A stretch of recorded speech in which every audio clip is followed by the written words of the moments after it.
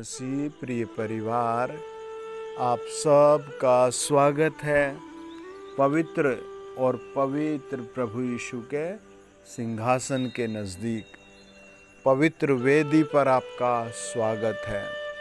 आज 1 जून के दिन खुदा ने हमें बहुत आशीष भरा वचन दिया है और इस वचन के द्वारा आपके जीवन में आज एक आशीष का दरवाज़ा खुलेगा। आप स्थिर और मजबूत होंगे। आमीन आमीन। आप कमेंट बॉक्स में लिखें आमीन आमीन। आप कहें मैं धन्यवाद देता हूँ परमेश्वर का, मैं धन्यवाद देता हूँ परमेश्वर का। हम भजन संहिता 51 के 1 और 2 में ऐसे पढ़ते हैं, हे परमेश्वर अपनी करुणा के अनुसार मुझ पर अनुग्रह कर, अपनी बड़ी दया के अनुसार मेरे अपराधों को मिटा दे, मुझे भली भांति धोकर मेरे धर्म को दूर कर और मेरा पाप छुड़ाकर मुझे शुद्ध कर।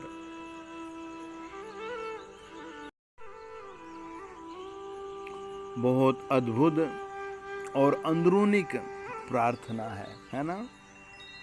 सबसे पहले तो ये डिफरेंट, ये अंतर समझना जरूरी है कि कौन से कामों से अधर्म हो रहा है, किन बातों से पाप का जन्म हो रहा है, किस चीज़ से परमेश्वर अनहैप्पी हो रहा अपने लोगों से, है ना, है ना। किस बात से परमेश्वर ऐसे बात करता है ना। कौन सी बात से प्रभु बात करता है, कौन से वचन के द्वारा प्रभु बात करता है, कैसे प्रभु बात करता है।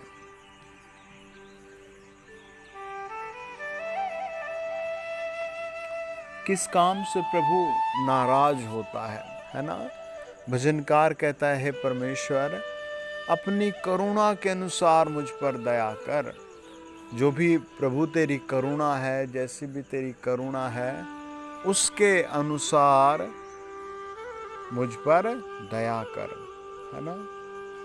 आपने हिम्मत, साहस, ताकत देखी होगी, सबकी अपने अपने अलग अलग होती है ना। तो परमेश्वर की भी हिम्मत और ताकत है ना। साहस है परमेश्वर का, है ना। तो उस ताकत और उस हिम्मत के अनुसार प्रभु मेरे पापों को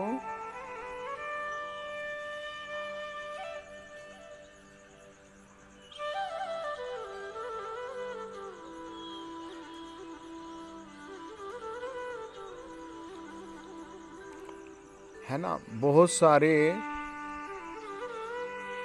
परमेश्वर की जो ताकत है, तो उस ताकत के अनुसार प्रार्थना क्षमा की बात करते। प्रभु अपने दया के अनुसार मुझ पर दया कर, है ना। उस दया के अनुसार मुझ पर दया कर। अगर आप प्रभु यीशु के वचन को बहुत क्लियरली पढ़ते हो तो आप प्रभु यीशु के चरित्र में, कामों में, वार्तालाप में, मिलने में दया दया दया और क्षमा देखने को मिलती है। दया दया। मरकुस 5 अध्याय में हम देखते हैं, एक आदमी था जिसमें बहुत हार्ड किस्म की दुष्ट आत्मा थी, बहुत भयानक। आप मरकुस 5 अध्याय जरूर पढ़ें। पढ़ने से पहले प्रार्थना करें, प्रभु यीशु मुझसे बात करे, मेरे जीवन में आए और मुझे बुद्धि समझ दे। प्रभु मेरी आत्मिक आंखें खोले, है ना।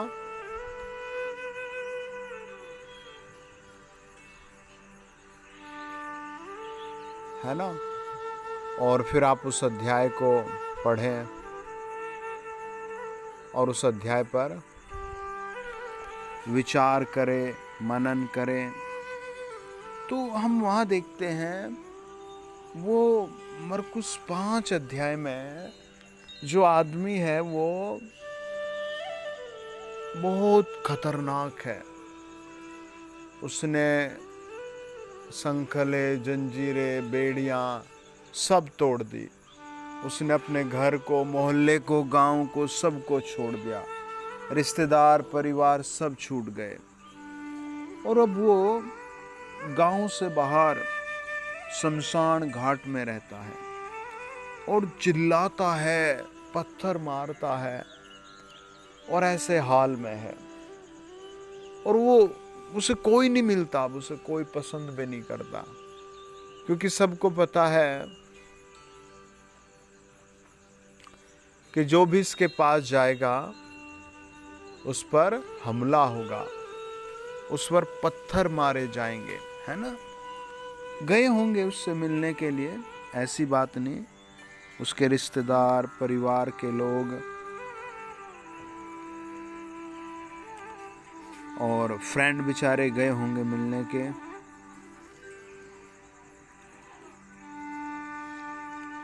लेकिन हुआ क्या, जब उसका ऐसा हाल देखा,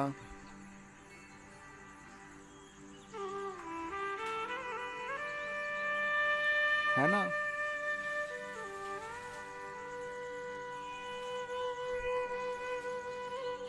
लेकिन फिर जब उसकी ऐसी हालत देखी,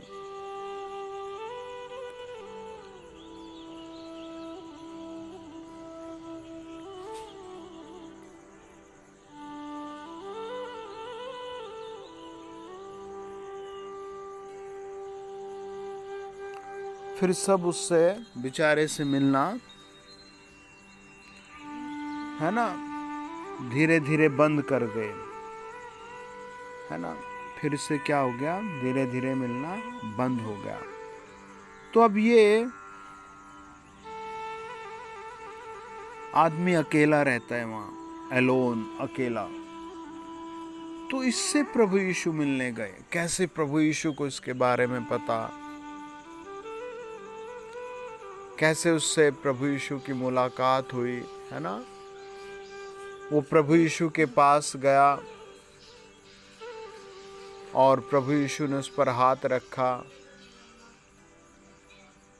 और प्रभु यीशु ने उसकी मदद की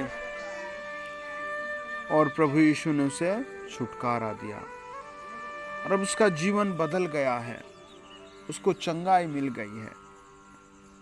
तो उसके परिवार के लोग, उसके गांव के लोग सब उसे एक ही बात कहते, भाई यहाँ मत आ और यहाँ से चला जा।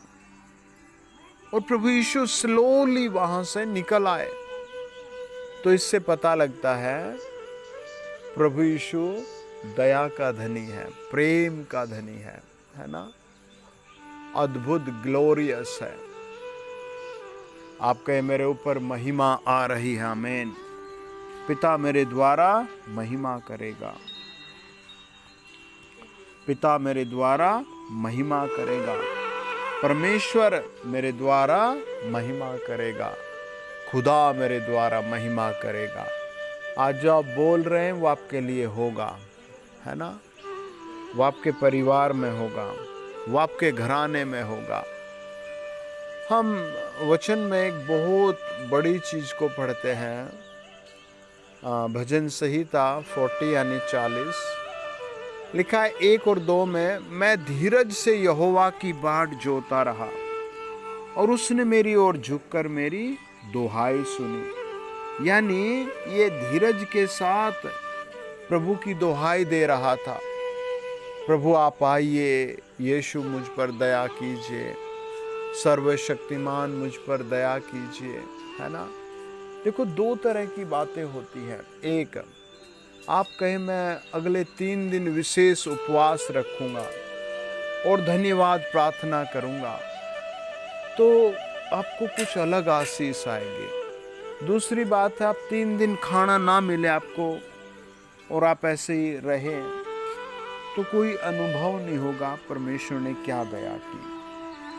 तो यहाँ पर भी भजनकार इस चीज का अनुभव करता है ना, इस चीज को समझता है, मानता है।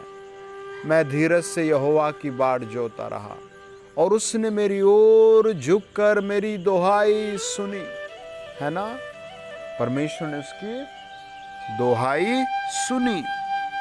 वो धीरज के साथ खुदा की आराधना में लगा रहा, है ना। और अब वो कहता, जब मैं दुहाई दे रहा था, धीरज धर रहा था, उसने मुझे सत्यानाश के गड्ढे और दलदल की कीच में से उभारा। आज बहुत लोग खड्डे में हैं, बहुत लोग सत्यानाश में हैं। आज आप रिश्ते देखो कितने खराब हो गए, कितने जवान बच्चों के, है ना, मारने की खबरें आ रही हैं। लड़की ने लड़के को मार दिया, लड़की ने लड़के को काट कर फरस में दबा दिया, डब्बे में रख दिया, लड़की ने उसको ऐसे काट दिया, है ना। लड़के ने लड़की को काट दिया, पहाड़ पर ले जाकर धक्का दे दिया, हनीमून पर गए थे, वहाँ से काट कर बोरी में बांध दिया, दोस्तों ने बुलाया था, चाकुओं से बेंध दिया। छोटे छोटे बच्चों के भी केसेस आ रहे हैं। तो इनके पीछे शैतान है, इनके पीछे ईवल स्पिरिट है। वास्तव में ईवल स्पिरिट काम कर रही है, पूरी दुनिया में ईवल स्पिरिट काम कर रही है, बदरूहें काम कर रही है, लोगों के अंदर, बच्चों के अंदर काम कर रही है। वरना आप सोचो सडनली कैसे हो सकता है ये सब, है ना। या फिर ऐसी भयानक प्लानिंग एक आदमी आदमी के लिए कर रहा है, स्वार्थ पूरा करने के लिए, है ना। Means needed too much prayer, बहुत प्रार्थनाओं की जरूरत है ना, बहुत ज़्यादा प्रार्थनाओं की जरूरत है, बहुत ज़्यादा प्रार्थनाओं की जरूरत है ना, बहुत ज़्यादा। बाइबल कहते हैं उसने मुझे सत्यानाश के गड्ढे और दलदल की कीच से उभारा और मुझको चट्टान पर खड़ा करके मेरे पैरों को दृढ़ किया। आप अपनी डायरी में कुछ प्रेयर पॉइंट बना ले। प्रभु मेरे स्वास्थ्य को अच्छा करो, आमीन। प्रभु मुझे पाप करने से रोको, आमीन। प्रभु मुझे गलत बोलने से रोको, आमीन। यीशु मसीह मुझे गलत लेन देन से रोको, आमीन, है ना। प्रभु यीशु मसीह मुझे रोकिए उन जगहों से जहां आप नहीं चाहते मैं वहां जाऊं, है ना। बहुत सारी जगह आदमी ना ही नहीं कर पाता, खाने पीने से ना नहीं कर पाता, आने जाने से ना नहीं कर पाता, है ना। ऑल वे हैज़ ओपन, सारे रास्ते खुले पड़े हैं, आप ऐसे समझो, है ना। कितने रिश्ते आज टूट रहे हैं, कितने रिश्तों में आज दरार है। बस शब्दों में अच्छे विचार हैं, है ना, बस कहावतों में अच्छे विचार हैं, पर पर्सनल लाइफ में क्या है। आज आप कहे मैं सत्यानाश के खड्डे से आज़ाद हो गया, आमीन आमीन, है ना। आप कहे मैं दलदल की कीच से उभार दिया गया हूँ, आमीन आमीन आमीन आमीन। प्रियो, परमेश्वर ही ये सब दे सकता है हमें, क्योंकि उसने क्रूस पर अपनी जान दी हम सब के लिए। उसका पवित्र बलिदान ही हमें सहनशील बना सकता है, उसका पवित्र बलिदान ही हमें नरम और संयमी बना सकता है ना। बाकी गुस्सा, क्रोध, मारा मारी, यही सब फैला पड़ा है ना। यही सब लूटपाट मची पड़ी है ना। यही सब चारों तरफ, है ना, चारों तरफ यही है ना। आप देखो कितने अखबार या यूट्यूब पर, चैनल्स पर, है ना, कितनी सारी यही खबर चलती रहती है, यही सब हालात है। बहुत ज़्यादा प्रार्थनाओं की, है ना, बहुत ज्यादा है।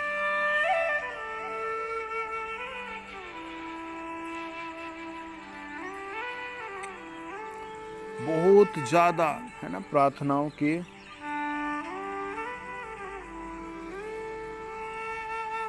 बहुत ज्यादा प्रार्थनाओं की जरूरत है।